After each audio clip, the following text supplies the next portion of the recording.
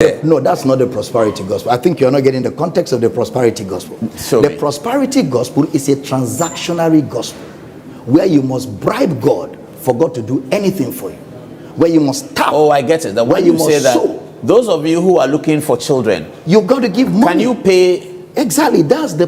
Oh, everyone recognizes that as wrong. That's the prosperity. But I think everyone recognizes that as wrong. That's the prosperity. Oh, I thought you meant the prosperity gospel was telling people that through Christ you can be a better lawyer. No, the prosperity gospel is the transactionary gospel that presents a transactionary God that will not answer your prayer till you pay some money. That will not do something. But that one is condemned by all. No, it's not. Oh, I've heard. It's not condemned. I've heard all the Nigerian pastors. Everybody talk about that. I'm more in Nigerian than you. Yeah, but we watch it on video these days. I've seen what you are talking about. I've seen what you are complaining about. If they have condemned where assuming Shepherd Bishiri comes to Zimbabwe and says that all those who want to make money of a certain amount, even in Ghana, please bring. Even in Ghana, we had a personal experience. I can tell you that there are many churches. No, we have an experience. Let me. I wish we had phone lines open. You will have a lot of confirmation. Yes, I'm sure. People are selling rice. People are selling powder, oil, anointing oil, and all kinds of things. Yes, all that is to be That's condemned. transactional. But let me ask you about this example. This pastor comes to Ghana at a big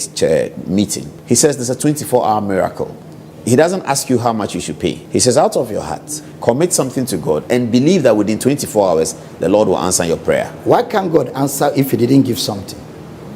So that's freely wrong. You have received, freely give. That's the gospel. But he says give something. Everything that comes from God is freely given.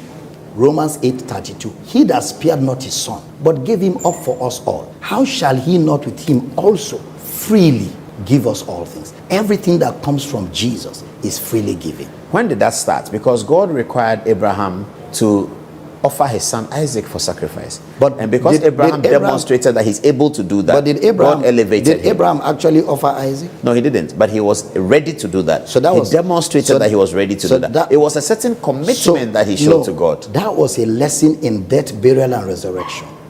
That was a lesson in the fact that God will offer his son and raise him from the dead. That was not a lesson in giving. Okay. That was a lesson in the Bible is Christocentric. But Isaac was never killed to be raised. But you are saying that it's a typology. It's a typology for the resurrection of Christ. That's why in John 8:56, Jesus said, Abraham saw my days and was glad. Where did he see the days of Jesus? Mount Moriah, where in the place of Isaac an animal was killed. In my place, Jesus died. Okay. It was a type. So the pastor who says, out of your heart, give to God and believe that God would reward you for this giving. Not necessarily that he'll give you money. He may give you devourer for your sake, all of that. You think that is wrong? To ask to give for God to give you something. No, he didn't say ask for God to give. Out of your heart, whatever you want to give. And trust God that whatever you are believing him for. Don't tie it. Trust God that God will do what you want. Not because you gave. Not because you gave. Whether you gave or you didn't give. Once you bring that giving into that equation, you've messed up the principle. God gives without, God does not need mobilization. He's not a contractor. He doesn't need to be massaged. He's a father.